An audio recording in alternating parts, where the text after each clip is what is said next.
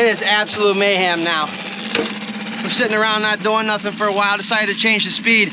And look, all these rods are going off again. I can't even get them in the water. I'm trying to put them back out. Got another one here, bud. This is what we call a fire drill up here in Cleveland. You got a triple? Just get yours in, then we'll get that next. We got our first sheep head of the day, baby. Sheep head. I wonder Oh, why it man. hit and fought like it did. I thought it was a big monster walleye. Let's see what you got going on over here. For some reason, Gag Bag doesn't want to hold the sheep head. Nah, they're slimy, nasty things. Stay on there, stay on there. He's on that last hook. Yeah, Nice and stay easy. on there, stay on there, baby. No, no, no, no, come on. Go back, nice and easy, nice and easy. Oh, He's in my. there. Yes, sir. That's a nice one, baby. That's a nice one, brother. There we go, what a nice catch today. This is my biggest one of my life. Thanks for bringing me up to Lake Erie.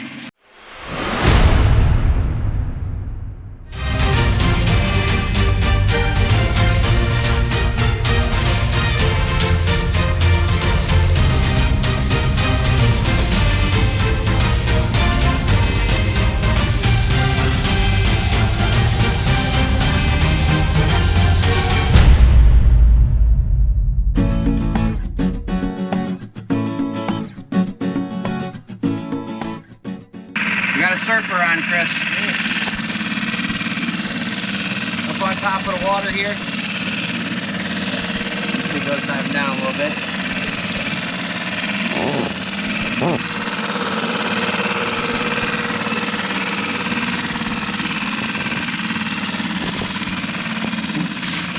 nice fish.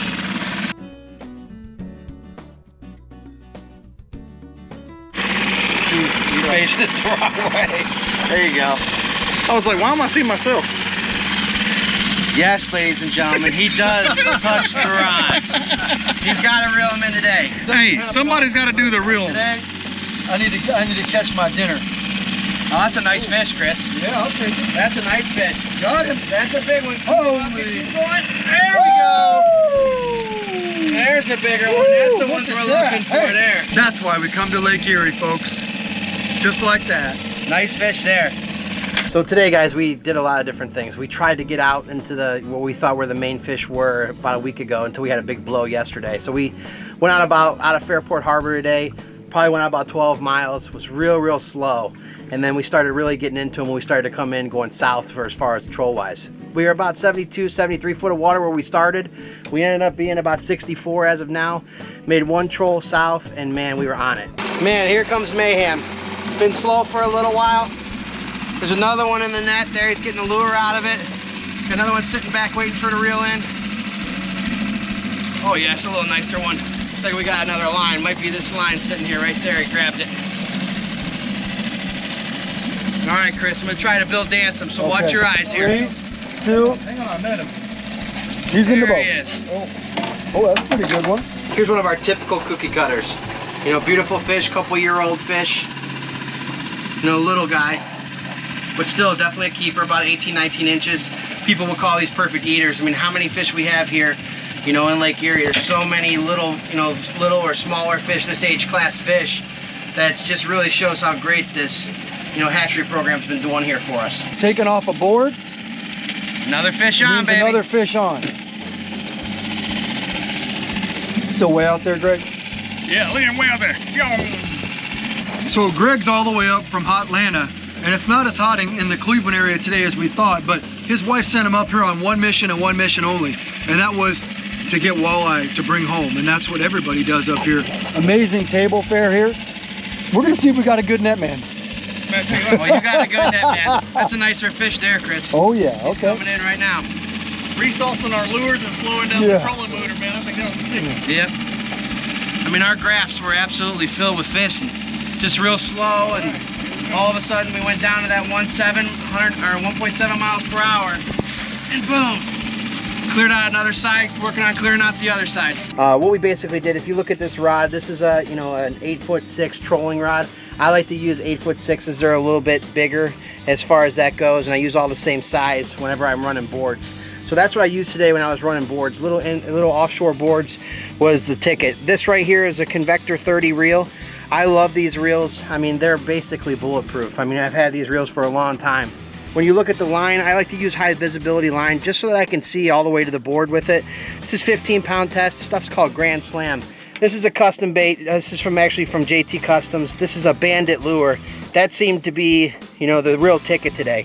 As you can see on these, you know, I like to use red hooks.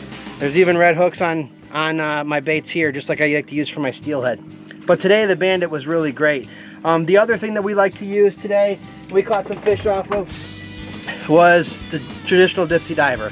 So we were running higher speeds to start with earlier today. Dipsies are really good as far as that goes. When you start to go lower speeds where we really targeted them, the dipsies really died off. But this again is another custom. This is called a Continental, a red fin. So this is a totally different type of lure. It's got a real tight wiggle to it, and it seems like these are really killer. We caught probably 4 or 5 fish off of this, but by far today the Bandits were what we did. This guy has been on fire. Usually today it's been a little slower, but it seems like our bigger grade of fish are coming off of this. So this is one of the dipsy. Get that clicker off. We're at 60 right now, and this fish is staying down. I still don't see it. You see it yet? Oh yeah, there it is. There it is. Good one. Good one. Yeah.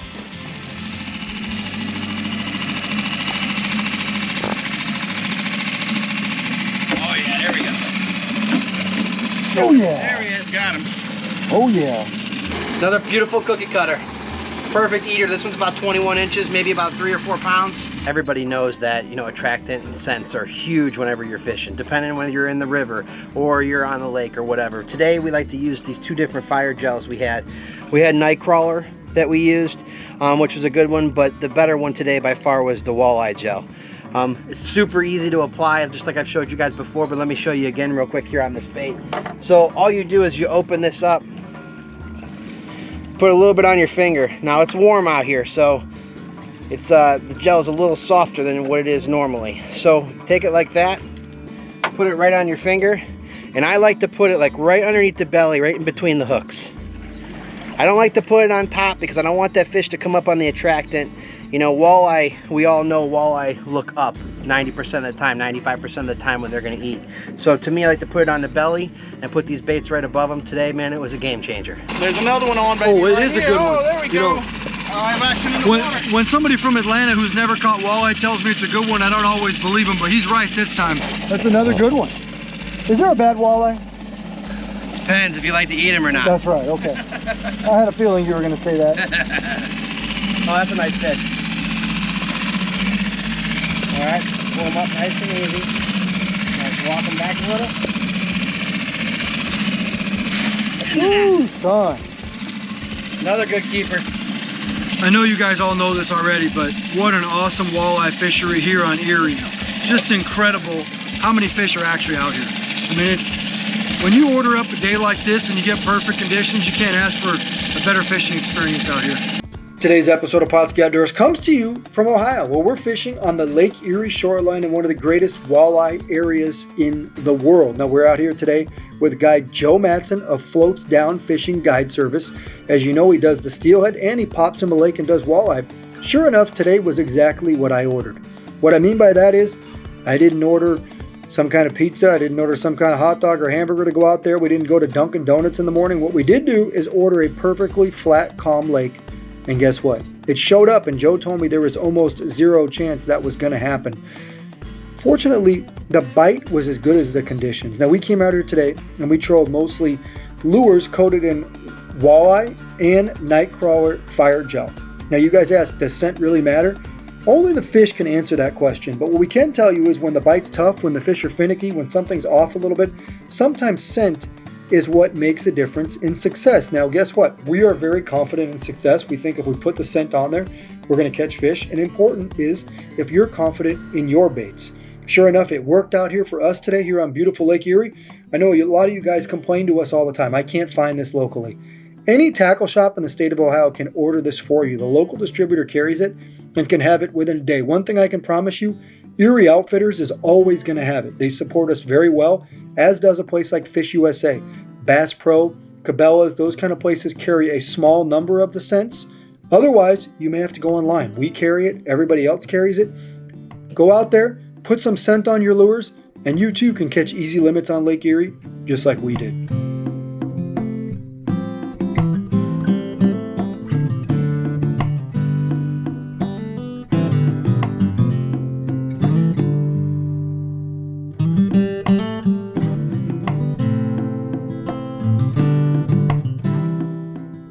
Pautzke products are available at sporting goods stores near you. If you can't find the specific color, size that you want, make sure to go to Pautzke.com. And as a thank you for watching Pautzke Outdoors, we're going to show you a coupon code to be used for 10% off your next order.